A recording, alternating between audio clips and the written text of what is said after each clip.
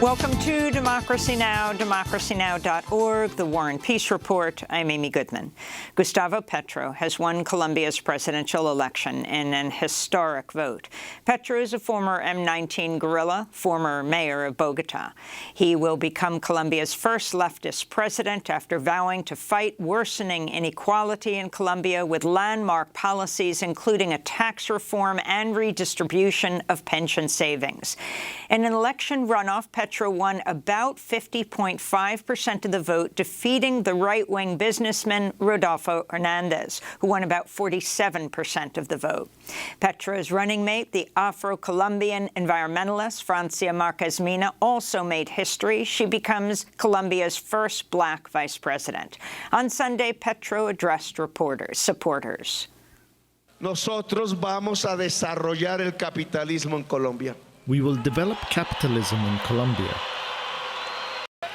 No porque lo adoremos, not because we worship it, sino porque tenemos primero que superar, but because we first have to overcome pre-modernity in Colombia, el feudalismo en Colombia, feudalism in Colombia, and the new slavery, esclavismos, la nueva esclavitud.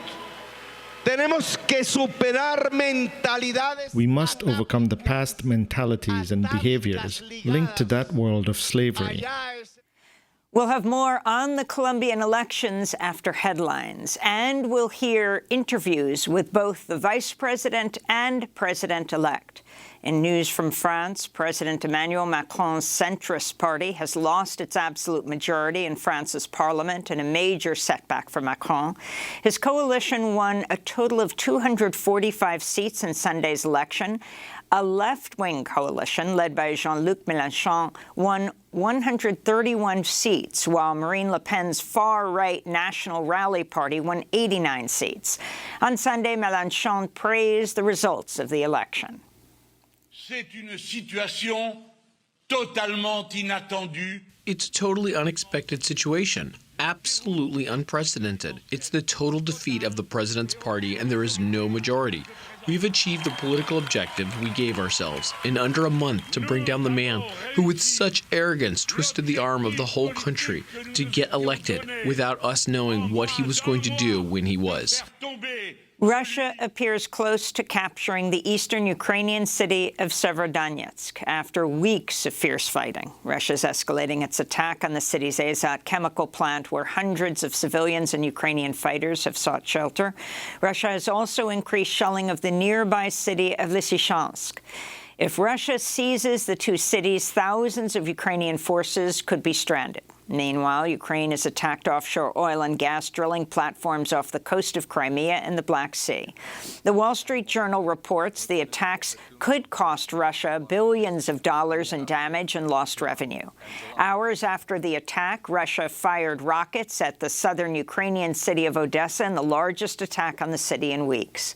Meanwhile, Russia's acknowledged it plans to put on trial 2 U.S. veterans who were captured fighting in Ukraine. Kremlin spokesperson Dmitry Peskov has said the men were mercenaries and are not subject to the Geneva Conventions.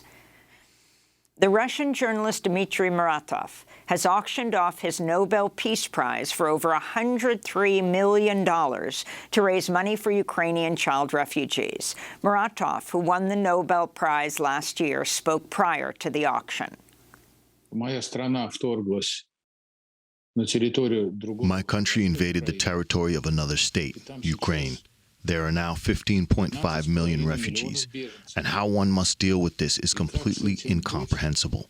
We thought for a long time about what we could do, what each individual could do, and we thought that everyone should give away that which is dear to them, important to them.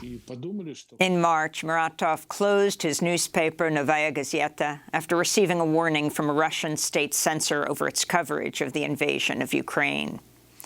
Israel appears to be headed to its 5th election in 3 years after Prime Minister Naftali Bennett announced he will soon resign and dissolve parliament. Foreign Minister Yair Lapid will soon take over to lead a caretaker government until the election is held. A new vote could result in Benjamin Netanyahu returning to power. The New York Times has wrapped up a months-long investigation into the recent fatal shooting of Al Jazeera reporter Shireen Abu Akleh in the occupied West Bank. At the time of her death, Shireen was covering an Israeli military raid in the Jenin refugee camp. The Times found, quote, the bullet that killed Ms. Abu Akleh was fired from the approximate location of the Israeli military convoy, most likely by a soldier from an elite unit, unquote. Last week, Al Jazeera reported the bullet that killed Abu Akleh was a U.S.-made armor-piercing bullet that's used by the Israeli military. Unprecedented rain has killed at least 116 people in India and Bangladesh. Millions of people have been displaced from their homes or trapped by flooding. On Friday, one area of India recorded almost 40 inches of rain in a single day. One of Bangladesh's largest airports is underwater. The flooding comes just a month after catastrophic flooding in northeastern Bangladesh left 4 million people homeless, including 1.6 million children. This comes as India is facing record-breaking heat that has devastated wheat production, as well as the mango harvest and other signs of the global climate emergency. Temperatures in Iran soared to 126 degrees Fahrenheit Monday. Last week, the heat index soared to 165 degrees Fahrenheit in parts of Iran due to high heat and high humidity. In Spain, an early heat wave sparked devastating wildfires that have burned at least 74,000 acres. Meanwhile, temperature records are breaking across the Midwest in the United States. In Minnesota, streets have begun buckling due to the high heat. A spokesperson for the World Meteorological Organization said, quote, what we're witnessing today is unfortunately a foretaste of the future. In news from Ethiopia, witnesses say at least 200 civilians were killed in a massacre Saturday in the western region of Oromia. Some witnesses put the death toll at over 320. The Ethiopian Prime Minister Abiy Ahmed condemned what he called horrific attacks. One survivor said members of the Oromo Liberation Army carried out the attack targeting ethnic Amharas, who are a minority in the region. However, members of the Ola blamed government forces of carrying out the massacre.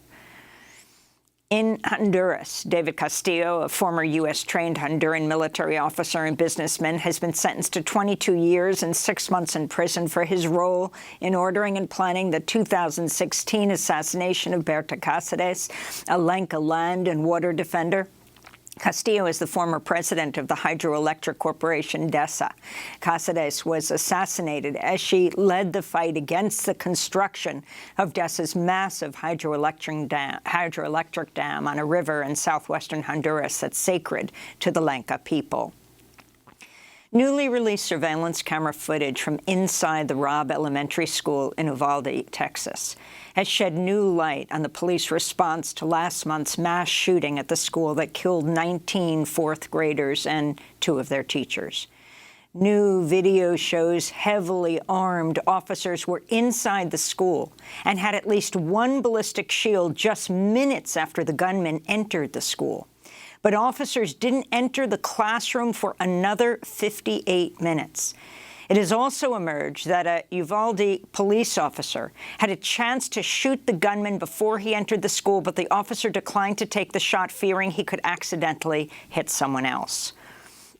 Some 17 million children in the United States are now eligible to receive COVID vaccines beginning today. Over the weekend, the CDC and FDA signed off on 2-dose Moderna and 3-dose Pfizer vaccines for children as young as 6 months old. Until now, only children 5 and older were eligible to be vaccinated.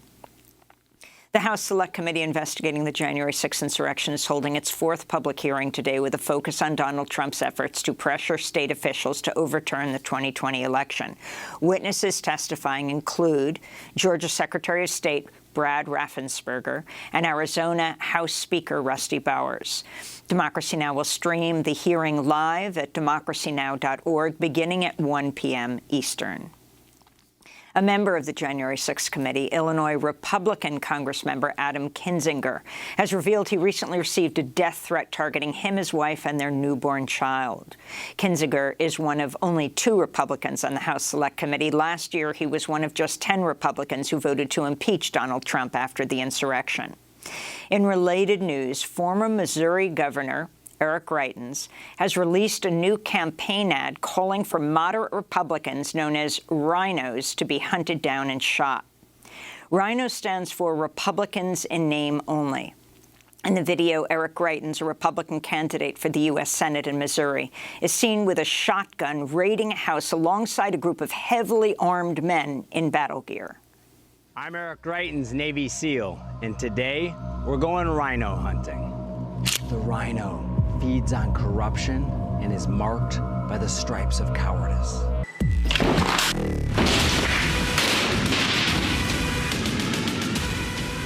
Facebook has removed the campaign video, and Twitter blocked it from being shared. In 2018, Eric Greitens resigned as governor of Missouri after a woman he was having an affair with accused him of sexual assault and taking non-consensual nude photographs after he tied her up naked in his basement.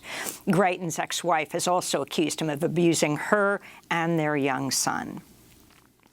The Texas Republican Party has approved a radical new platform. It rejects the results of the 2020 election, claims Joe Biden's not the legitimately elected president of the United States. The Texas GOP also calls for the abolition of abortion, the prohibition of sex education in schools, and the overturning of the Supreme Court case legalizing same-sex marriage while referring to homosexuality as, quote, an abnormal lifestyle choice, unquote. The Republican platform also criticizes Republican Senator John Cornyn of Texas for working on a bipartisan gun legislation. The platform also reiterates that Texas retains the right to secede from the United States. Workers at an Apple store in Towson, Maryland, have voted to become the first unionized Apple store in the country. Despite pressure from Apple, about two-thirds of the store's workers voted to be represented by the Apple Coalition of Organized Retail Employees. On Monday, President Biden said he's proud of the workers who unionized. And thousands gathered in Washington, D.C. Saturday for the mass Poor People's and Low-Wage Workers Assembly and Moral March. Speakers included Bishop William Barber, co-chair of the Poor People's Campaign, which organized the Day of Action. We know that when the nation is moving away from the principles of life, liberty, justice, the pursuit of happiness for all people, and there's been a long train of abuses, and the nation has become more profitable for a few and less perfect for others, we must correct the nation, and we can't be silent anymore. And those are some of the headlines. This is Democracy Now!, democracynow.org, The War and Peace Report.